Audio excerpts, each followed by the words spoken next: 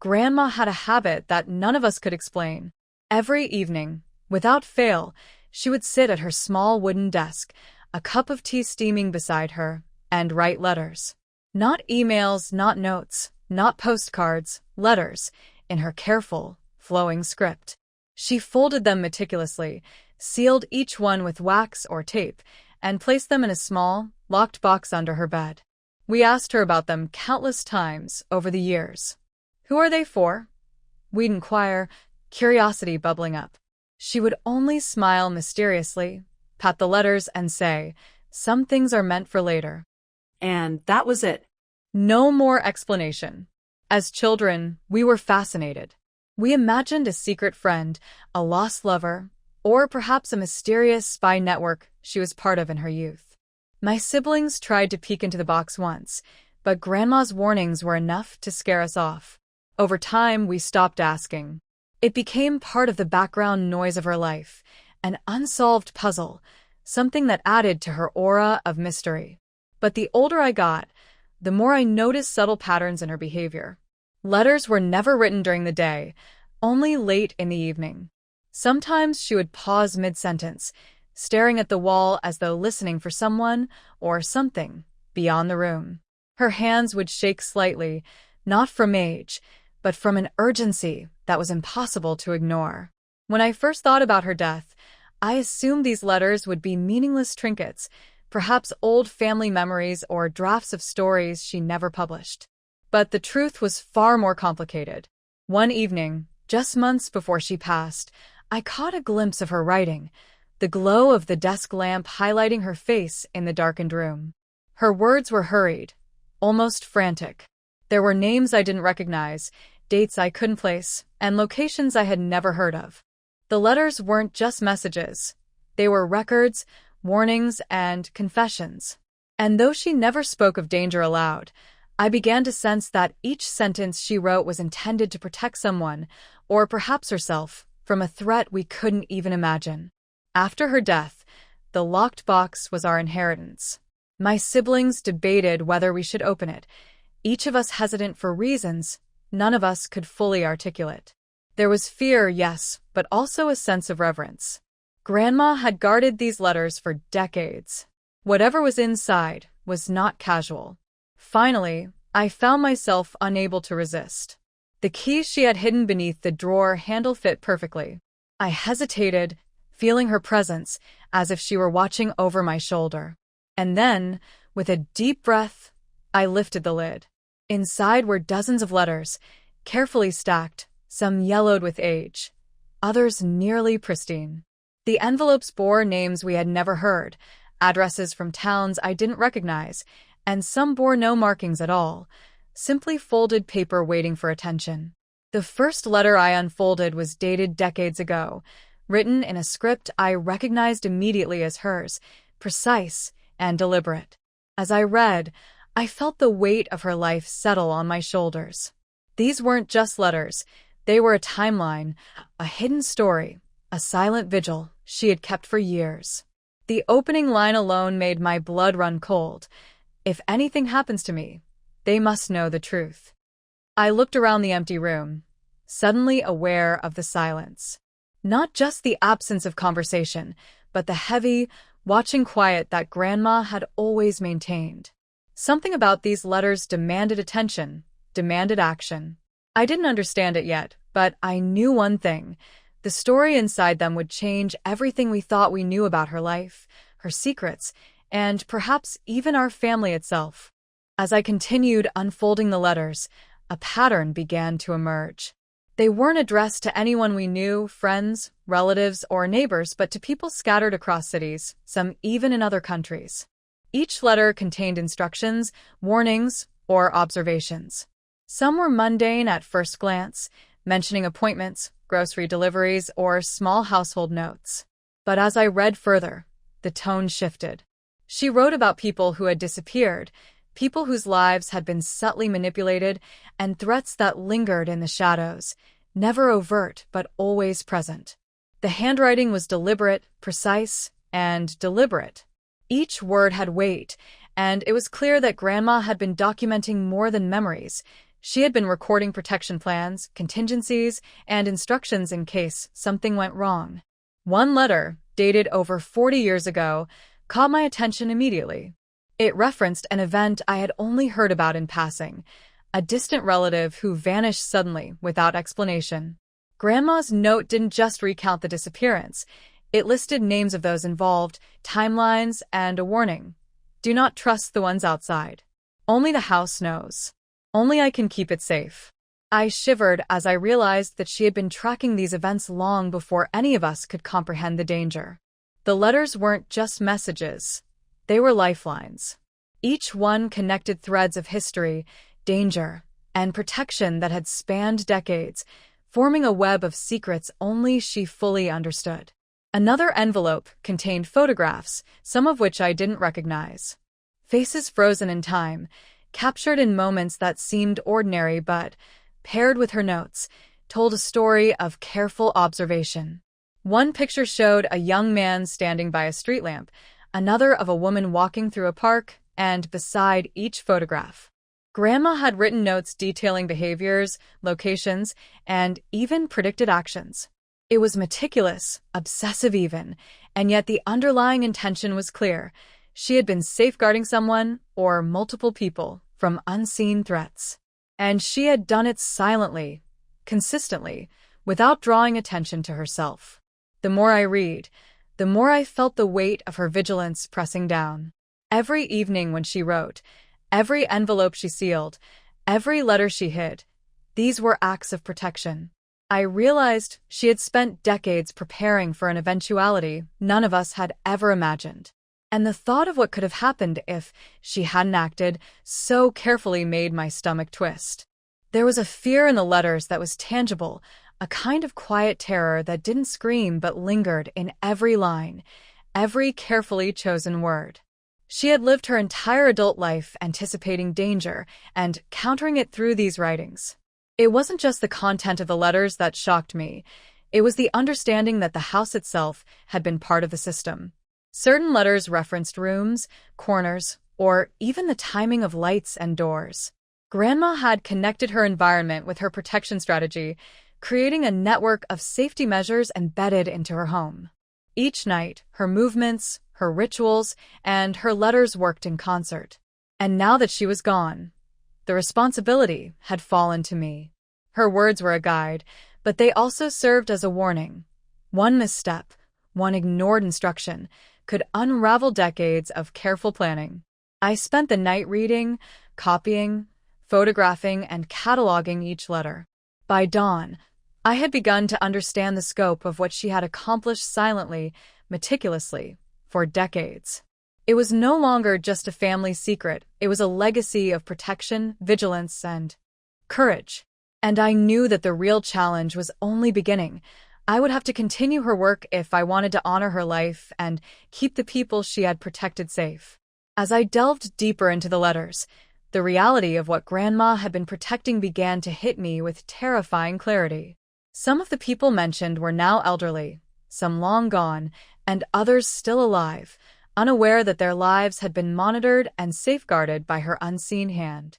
One letter detailed an incident from decades ago where a stranger had attempted to manipulate her family, leaving subtle but dangerous threats that could have escalated into tragedy. Grandma had intercepted it, documented everything meticulously, and developed contingencies to prevent harm. Her writing wasn't just memory-keeping, it was active intervention, a secret life of vigilance that none of us had ever witnessed. There were codes embedded in some letters, subtle symbols and markings that at first seemed like doodles or decoration, but which I soon realized carried instructions. Certain letters indicated times, specific locations, and actions that needed to be taken if particular conditions arose. I could feel the weight of her foresight.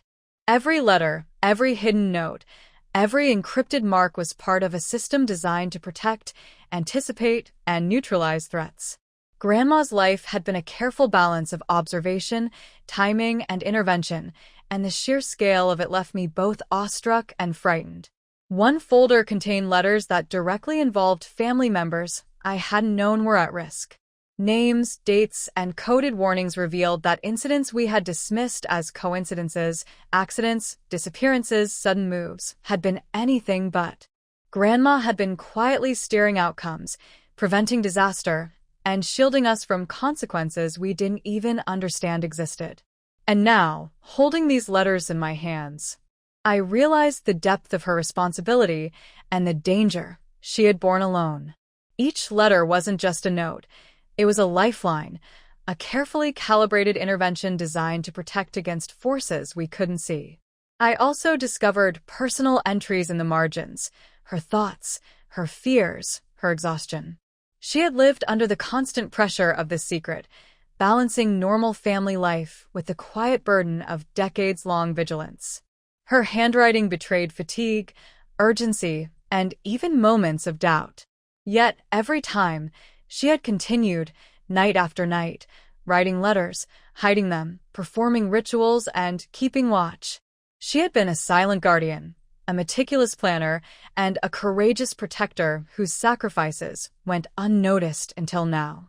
By the time I reached the letters written closest to her death, I felt a chill run through me. They weren't just documentation. They were warnings, direct instructions, and sometimes pleas.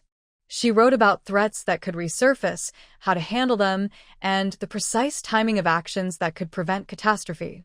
One letter, in particular, chilled me to my core. It was addressed to me, in her unmistakable hand. It read, "If you are reading this, then I am gone. The work I began must continue. Do not ignore the details. Lives depend on it. Trust no one outside. Follow the instructions exactly.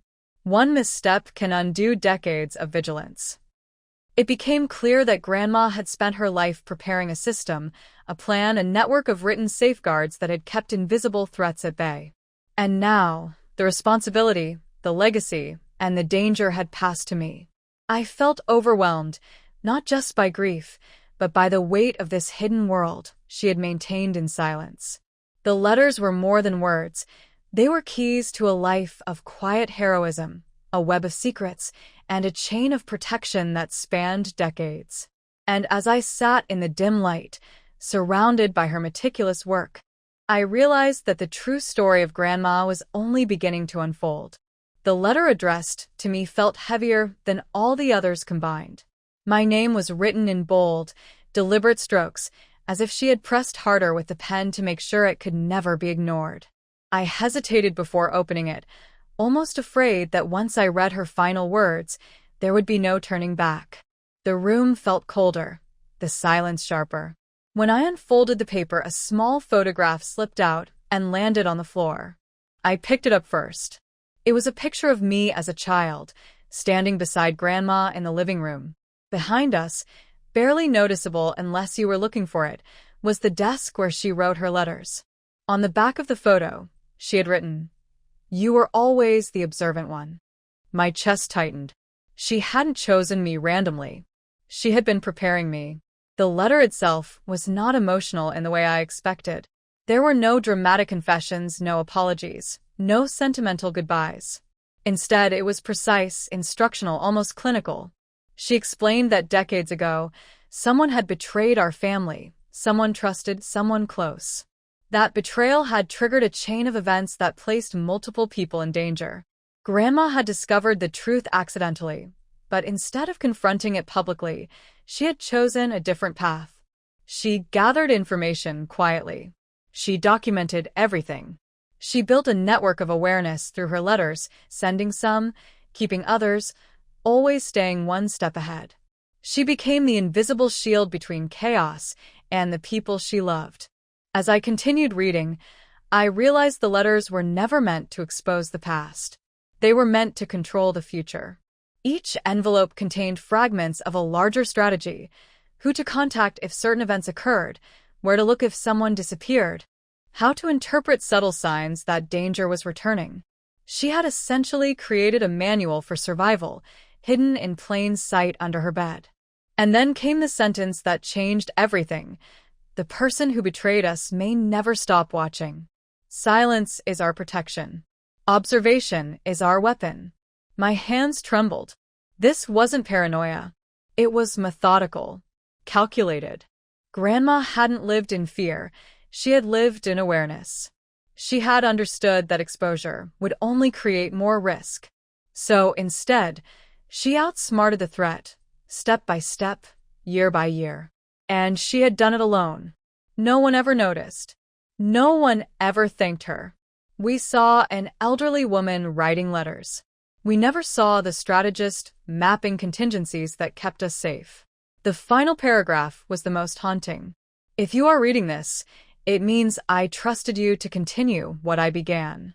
Not because you are the strongest, but because you notice what others miss. Do not confront. Do not accuse. Document. Observe. Prepare. And if the time ever comes when the pattern repeats, you will know what to do. There it was, the inheritance. Not money. Not property. Vigilance. Responsibility. A lifetime of silent protection now resting in my hands. I leaned back in the chair, overwhelmed by the realization that Grandma's life had been far larger than any of us understood. The letters weren't just secrets. They were acts of love disguised as paperwork. Every night she wrote, every envelope she sealed, was a quiet declaration. I will protect you, even if you never know from what. The weight of that love was crushing and beautiful all at once. And then I heard it, a soft knock at the front door. Not loud, not aggressive, just deliberate. My heart pounded. The timing felt wrong. Too precise. I remembered her words. Observe. Do not confront. I didn't move toward the door. I didn't turn on the lights. I stayed still, listening. After a few seconds, the knock came again, slightly firmer. Whoever it was knew someone was home. I stayed exactly where I was. Eventually, the knocking stopped. Silence returned. But it was no longer empty silence. It was charged, watchful. Grandma hadn't been writing to someone no one knew. She had been writing to prepare for someone who might return. And now, sitting there in the dim glow of her desk lamp, I understood something with chilling clarity. The letters weren't the end of her story. They were the beginning of mine. I didn't sleep that night. I sat at Grandma's desk until the sky outside slowly shifted from black to deep blue, replaying every word she had written. The knock at the door echoed in my head, not because it was loud, but because it was intentional. It felt like someone testing the surface of a lake to see how deep it was. And suddenly, I understood something terrifying. If Grandma had been watching someone for years, that someone might have been watching her too. The next morning, I did exactly what she instructed. I documented everything. The time of the knock, the number of times it happened, the way it stopped abruptly. I checked the porch for footprints, but found nothing clear enough to prove anything. No note. No camera. No obvious sign of surveillance. Just silence. But Grandma had taught me something through her letters. Danger doesn't always announce itself loudly. Sometimes it whispers. Sometimes it waits. Over the following weeks, small things began to shift. A car parked across the street for longer than usual. An unknown number calling and disconnecting the moment I answered. A neighbor mentioning that someone had asked questions about her house, casually, as if they were just curious about property values. Each detail, on its own, meant nothing. Together, they formed a pattern. And patterns were what Grandma had trained me to recognize. One evening, I returned to her bedroom and carefully pulled the rest of the envelopes from under the bed. I spread them across the floor, arranging them chronologically. Dates spanning 27 years. Some were opened, some sealed. Some addressed to family members who had passed away. And then I noticed something I hadn't before. Certain letters had subtle markings in the corner. Tiny pencil dots. A code. When I compared those marked letters, a timeline began to emerge. Every time the markings appeared, something significant had happened in our family shortly after. A business deal collapsing, a sudden relocation, an argument that drove two relatives apart. It wasn't random. Grandma hadn't just been protecting us from a single betrayal. She had been preventing a larger plan from unfolding. She had quietly redirected events, nudged decisions, influenced outcomes, all without revealing the true reason. And then I found the final sealed envelope. It wasn't addressed to me. It simply read, "If the floor is opened." My breath caught. Slowly, I turned toward the living room, toward the exact spot where Grandma's favorite rug had always been. The same rug no one was allowed to move. The same floor she used to stand on every night at 2:17 a.m. when she turned off that one light. The reason wasn't just emotional. It was structural. That night, after hours of hesitation, I lifted the rug. The wooden boards beneath were slightly different in color, older, more worn. With trembling hands, I pried one loose. Beneath it was a narrow compartment sealed inside the foundation of the house. And inside that compartment was a metal box. It wasn't large, but it was heavy. Inside were documents, original contracts, signed agreements, property transfers, financial records, all pointing to one undeniable truth. The betrayal decades ago had been about inheritance, Land.